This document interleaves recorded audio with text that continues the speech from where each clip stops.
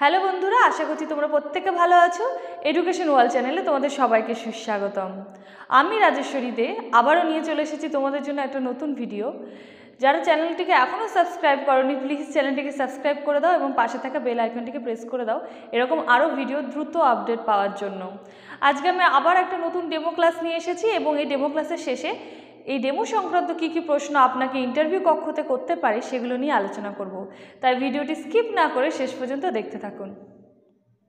ছোট্ট বন্ধুরা, আশা করছি তোমরা প্রত্যেকে ভালো আছো। হ্যাঁ, আমিও খুব ভালো আছি। আচ্ছা, আমি আসার আগে কেউ দুষ্টুমি করোনি তো? হ্যাঁ, একদম দুষ্টুমি করবে না। আচ্ছা, আগের দিন তোমরা আমাকে বলেছিলে না যে আজকে তোমরা তোমাদের নানান রকম যে ইচ্ছে রয়েছে সেগুলো বলবে? তাহলে বলো তোমরা এক এক করে। আচ্ছা, তুমি বলো। আচ্ছা, তোমার শীতকালে আইসক্রিম খাওয়ার ইচ্ছে, কিন্তু মা বকা দেয়, তাই তো? কেননা তোমার ঠান্ডা লেগে যেতে পারে, এর জন্য তো মা বকা দেয়। মা বাবারা তো ভালোর জন্যই বলে, তাই না? আচ্ছা, আর তোমার কি ইচ্ছে রয়েছে? ও, তোমার মা বাবাকে নিয়ে অনেক দূরে দূরে যাওয়ার ইচ্ছে রয়েছে। ও, নানান জায়গার ঘুরতে ইচ্ছে রয়েছে, তাই না? খুব ভালো ইচ্ছা তোমার এটা। আজকে এরকমই আমরা একজনের ইচ্ছের কথা জানব, তাও সেটা একটা কবিতা পড়ে। কার কথা জানো? সবাই রবীন্দ্রনাথ ঠাকুরকে জানো না? হ্যাঁ, কি বলা হয় তাকে? বিশ্বকবি রবীন্দ্রনাথ ঠাকুর। কি বলি আমরা তাকে? বিশ্বকবি রবীন্দ্রনাথ ঠাকুর। বাহ, হ্যাঁ, একদম ঠিক বলেছো। তাকে আমরা কবিগুরুও বলে থাকি। কি বলে থাকি? কবিগুরু, তাই তো? কবিগুরুও আমরা বলে থাকি। এই রবীন্দ্রনাথ ঠাকুরেও তোমাদের মতো নানান ইচ্ছে জাগতো, কেননা রবীন্দ্রনাথ ঠাকুর তো একদিন ছোট্ট ছিল তোমাদের মতো, তাই না? তার যে এই নানান রকমের ইচ্ছে, সেই ইচ্ছের কথাই আমরা জানবো। ঠিক আছে, বেশ মজা হবে, তাই না? তাও আমরা আবার একটা কবিতা পড়ে সেটা জানতে পারবো। দেখো ম্যাম, বোর্ডে এটা কি লিখছি?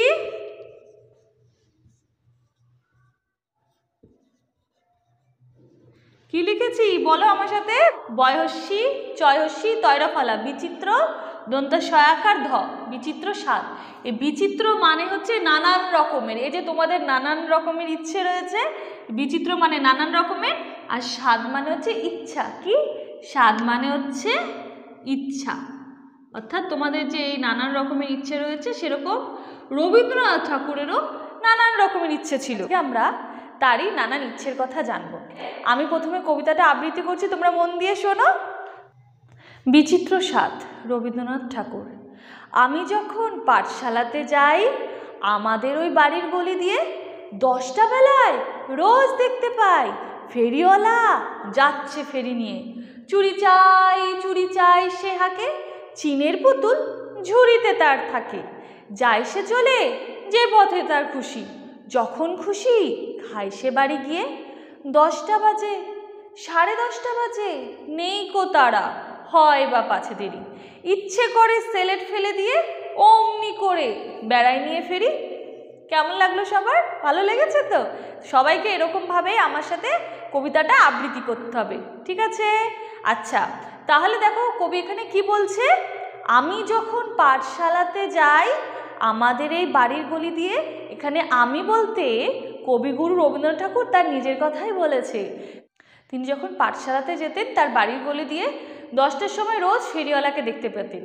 এই যে পাঠশালা, পাঠশালা মানে কি জানো তোমরা?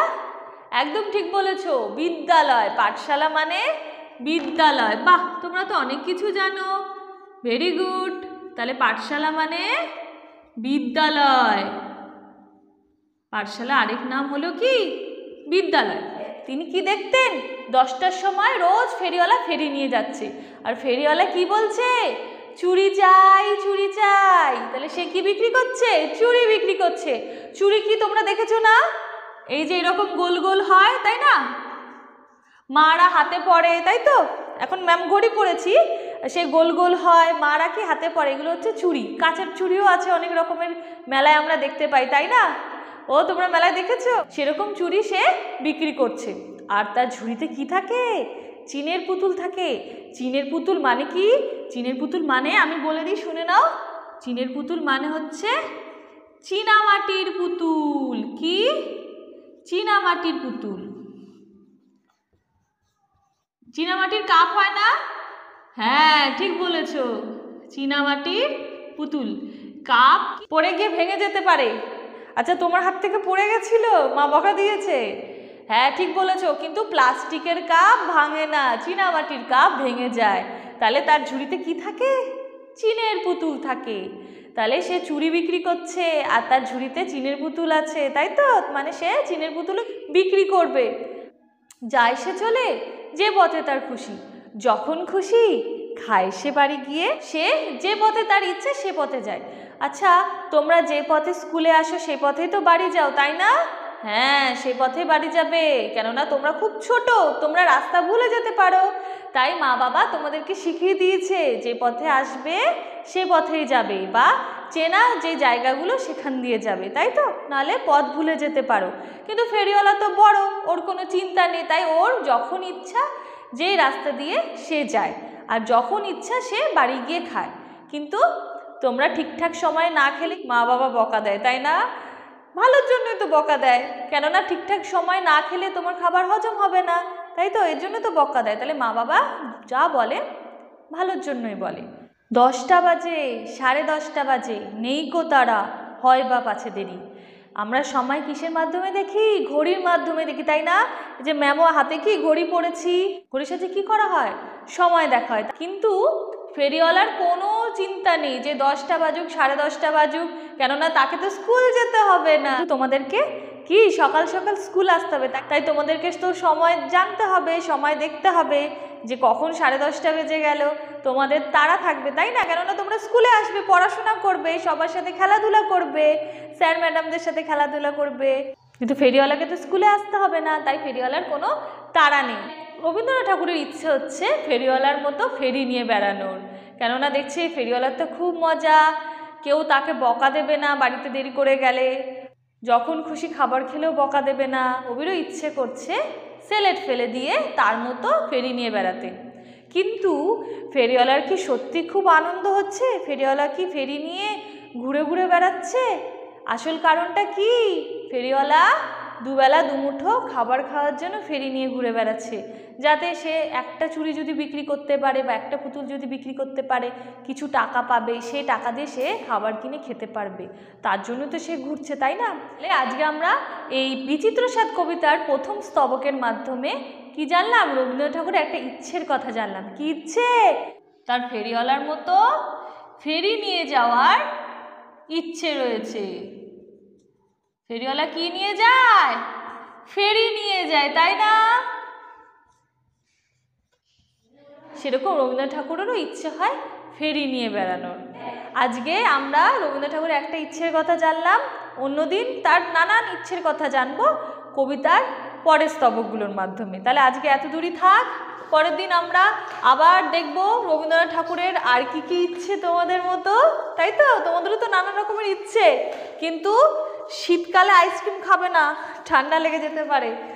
মা বাবা যেটা বলবে সেটা সবাই মন দিয়ে শুনবে, বুঝতে পেরেছো সবাই? তাহলে আজকে এত দূরই থাক, ভালো থেকো সবাই। বিচিত্র স্বাদে ডেমোটির ওপর যে সমস্ত প্রশ্নগুলি আপনাকে ইন্টারভিউ কক্ষতে করতে পারে সেগুলি হলো, লেখক পরিচিতি সম্পর্কে প্রশ্ন করতে পারেন, অর্থাৎ রবীন্দ্রনাথ ঠাকুরের সম্পর্কে অনেক প্রশ্ন করতে পারেন। ফেরি বলতে কি বোঝায়? পথে পথে বা বাড়ি বাড়ি ঘুরে পণ্য বিক্রয় করা। আপনি যখন ডেমোটি দেবেন তখন ফেরির শব্দের অর্থটা ডেমোর মধ্যেই বলে দেবেন, অর্থাৎ বাচ্চাদের মনে প্রশ্ন আসতে পারে ফেরি কি, তখন আপনি সেটা ডেমোর মধ্যেই বলে দেবেন। ইন্টারভিউ কক্ষতে তখন আপনাকে এভাবে প্রশ্ন করতে পারে, আপনি তো বললেন ফেরি অর্থাৎ পথে পথে বা বাড়ি বাড়ি ঘুরে পণ্য বিক্রয় করা, আরেকটি ফেরি রয়েছে, ফেরি শব্দের আরেকটি মানে রয়েছে, সেটি আপনার থেকে জানতে চাইবেন, তখন আপনাকে সে মানেটি বলে দিতে হবে। সেটি হলো জলভাগের ওপর যাত্রীর পরিবহন ব্যবস্থা, অনেক সময় এটির মাধ্যমে পণ্যদ্রব্যও পরিবহন করা হয়। আচ্ছা, আপনি এখানে বললেন চীনের পুতুল, তবে চীনের পুতুল এই শব্দটির সাথে কি আপনি পরিচিত? এভাবে আপনাকে প্রশ্ন করতে পারে। যদি পরিচিত হন তাহলে চীনের পুতুলের বাগধারাটির অর্থ কী? এর অর্থ হলো পরিশ্রম কাতর বা অল্পতেই হাঁপিয়ে পড়া। বিচিত্র এটি কী পদ? বিশেষণ পদ। বিচিত্র শব্দের স্ত্রীলিঙ্গ কি হবে? বিচিত্রা। বিচিত্র শব্দের অর্থ কি? বহু বর্ণময়। বিচিত্র শব্দের বিশেষ্যবাচক রূপ কি? বৈচিত্র্য। সাত কি পদ? বিশেষ্য পদ। এবার আপনাকে ওরা জিজ্ঞাসা করতে পারেন যে সাত শব্দের সমার্থক শব্দ কি বা এর অর্থ কি, এই সমস্ত প্রশ্নগুলো আপনাকে করতে পারে। আজকের আলোচনা পর্ব তাহলে এখানেই শেষ করলাম। ভিডিওটি ভালো লাগলে অবশ্যই একটা লাইক করে দিও এবং বন্ধুদের মাঝখানে শেয়ার করে দিও। আর যারা এখনও চ্যানেলটিকে সাবস্ক্রাইব করোনি প্লিজ চ্যানেলটিকে সাবস্ক্রাইব করে দাও। এরকম আরও ভিডিওর আপডেট পেতে পাশে থাকা বেল আইকনটিকে প্রেস করে দিও। এডুকেশন ওয়ার্ল্ডের তরফ থেকে সবাইকে বেস্ট অফ লাক। ভালো থেকো সবাই।